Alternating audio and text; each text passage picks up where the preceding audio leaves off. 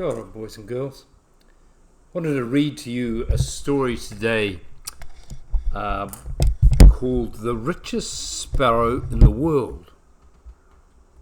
Rich sparrows. It's a bit of an old book. It's by Eduard Petiska. Well, there were 4 little sparrows.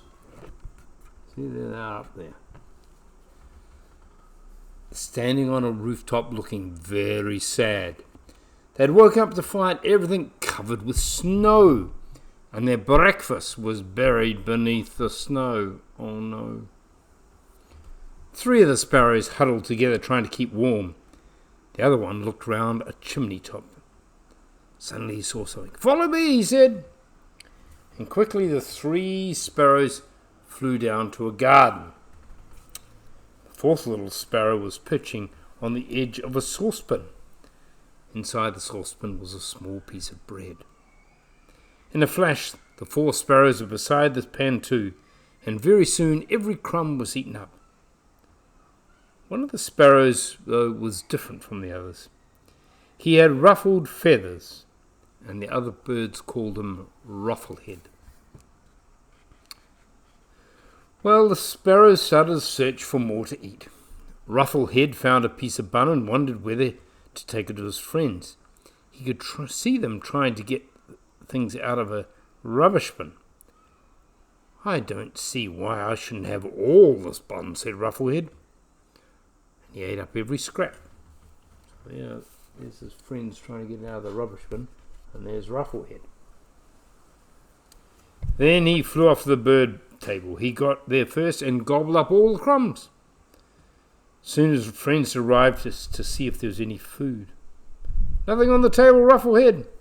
"No luck," he replied. But inside he felt warm and full. Nearby the chickens were being called to their breakfast. They ran to get it, and the 4 sparrows came too.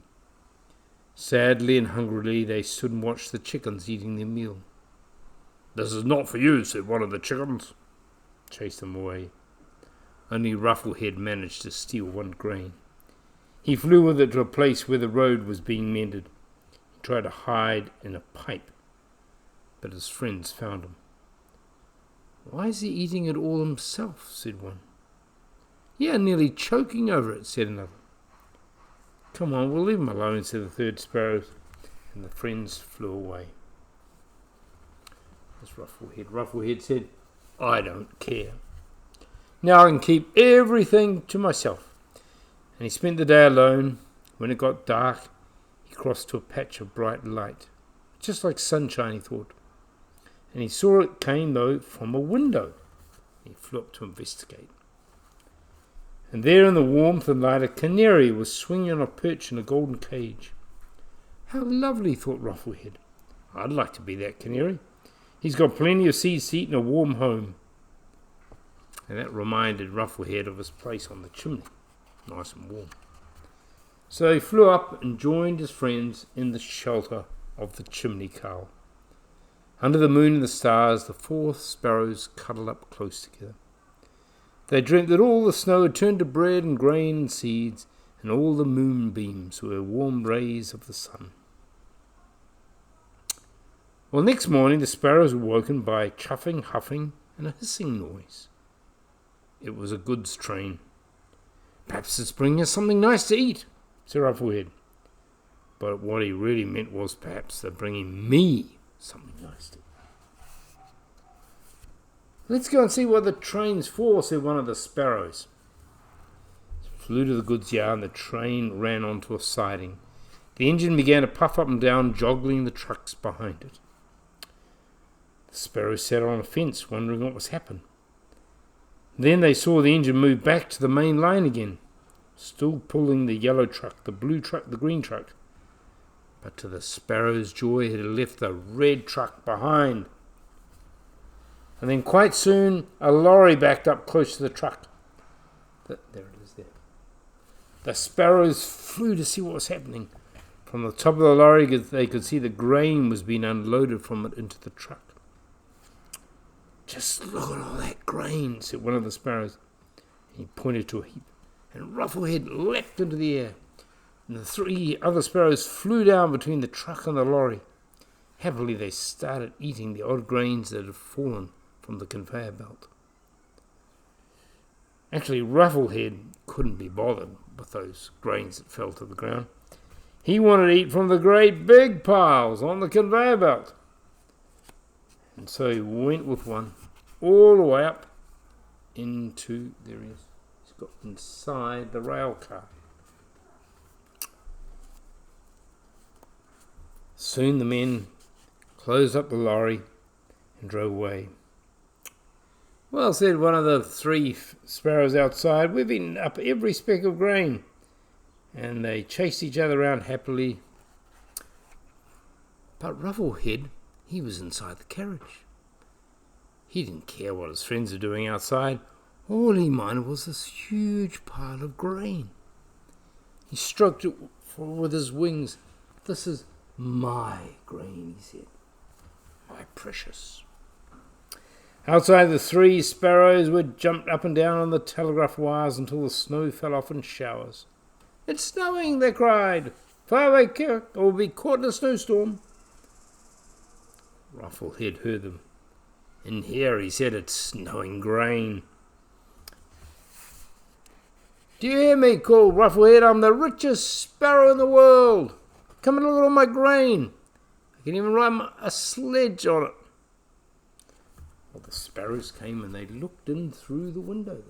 Peek-boo. They saw Rufflehead jumping up and down on top of the mountain of grain. But Rufflehead's friends found they could sled as well. They found a toy toboggan in the garden, and they left out in the snow by children. Inside the truck, Rufflehead began to feel sorry that he'd eaten too much. He'd grown rather large. He was rather lonely too. He didn't want to play with the grain anymore. He kicked it about crossly and flew up to the window. When he heard the sparrows talking on the truck roof, Ruffle called out to them, I'm the richest sparrow in the world! But they weren't listening, and it didn't make him happy any longer. Sadly, Rufflehead watched his friends having a good time in the snow, rolling snowballs down a roof of a house. He would have liked to join in the game. Instead, he was shut up in the truck with nothing but a great pile of grain. He began to cry. He was the richest sparrow in the world, but the others were a great deal happier. Rufflehead cried himself to sleep. Suddenly a noise woke him up. A workman was opening the truck door. In a flash, Rufflehead flew out of the open window. Now he was happier than he'd ever been before. He didn't give another thought to that great heap of grain. The train just flew off to find his 3 friends, and he jumped for joy among the plants. Happy little sparrow. Then Rufflehead found a poppy head. He clung on upside down and picked at it. Yes, he could hear lots of seeds rattling inside this poppy head. Rufflehead perched on the top and called out, Quick, friends, come and see what I've got. The 3 other sparrows had just spotted a piece of bread rolled in a basket. They were surprised to hear Rufflehead calling out to them. Why didn't he stay with all that grain of his? One of the sparrows asked. They decided to eat up the bread roll as fast as possible, then fly over to see Rufflehead. By the time his friends came into sight, Rufflehead had picked a small hole in the poppy head. A stream of sweet blue seeds was dropping onto the ground. The 3 sparrows were very surprised indeed that Rufflehead had not kept his find a secret. I'm so glad to see you all again, Sir Rufflehead. I'd much rather share these poppy seeds with you than bother about that great heap of grain. It's no fun being the richest sparrow in the world. Come on, let's eat up all these seeds together. And so they did. You like that story? As the school bell goes next door. Yeah, he had all the grain. He could get fat as a truck if he wanted to. But he wasn't happy. He wasn't with his friends. Sometimes being happy is worth a lot more than money or food. Have a great week. See you later. Be happy.